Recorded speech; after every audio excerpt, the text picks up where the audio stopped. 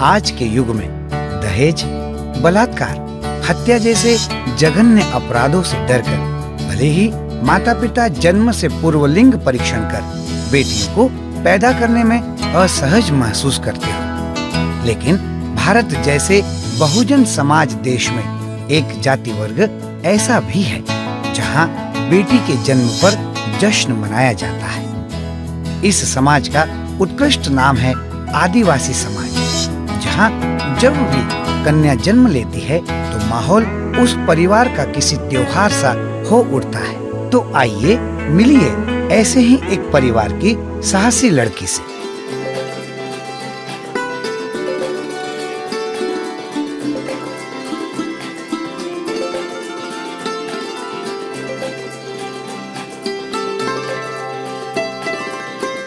ऐसे ही एक छोटे से गांव में मैंने जन्म लेकर अपने परिवार की खुशियों में 4 चांद लगाए। परिवार के सभी सदस्य मेरे जन्म की खुशियां मनाने लगे।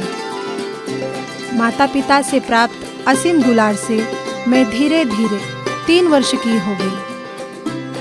घर आंगन अटखेलियों के लिए कम पड़ने लगा और मैं बहुत खेलती भागती और मेरी दिनचर्या यही होती। हम अच्छी तरह जानते हैं कि बच्चों का चिड़ियों सा चहकना, उनका खेलना, ऐसी सभी बाल लीलाएं माता पिता को सम्मोहित करती ही है। लेकिन ठीक उसका उल्टा, अगर बच्चे के पैर में थोड़ी सी भी खेलते हुए चोट लग जाए और वह चीखता चिल्लाता बिलखता रोता हुआ आए तो पूरा परिवार दौड़ा चला आता है।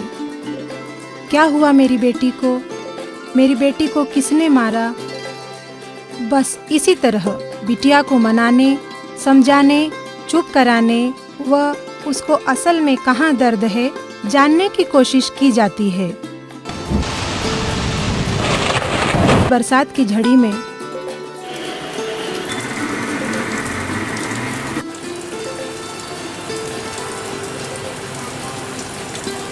एक दिन अचानक मुझे बहुत बुखार आया।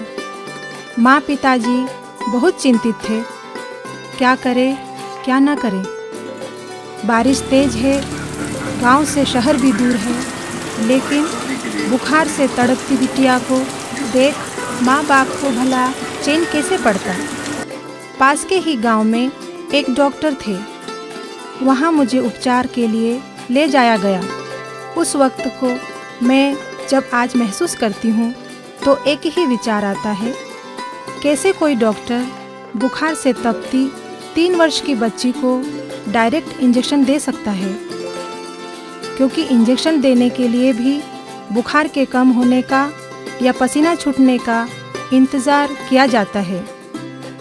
लेकिन एक गलत इंजेक्शन ने मेरी लाइफ बर्बाद कर दी। उस हाई टेम्परेचर बुखार में दिए गए इंजेक्शन की वजह से मेरे दोनों पैरों में पूर्ण अपंगता आ गई। डॉक्टर को तो उस बरसात की झड़ी में कुछ नगद रुपए मिले होंगे, पर मेरा तो पूरा जीवन ही बिन पैरों के उधार हो गया। यह सब मेरे साथ 3 वर्ष की आयु में घटा।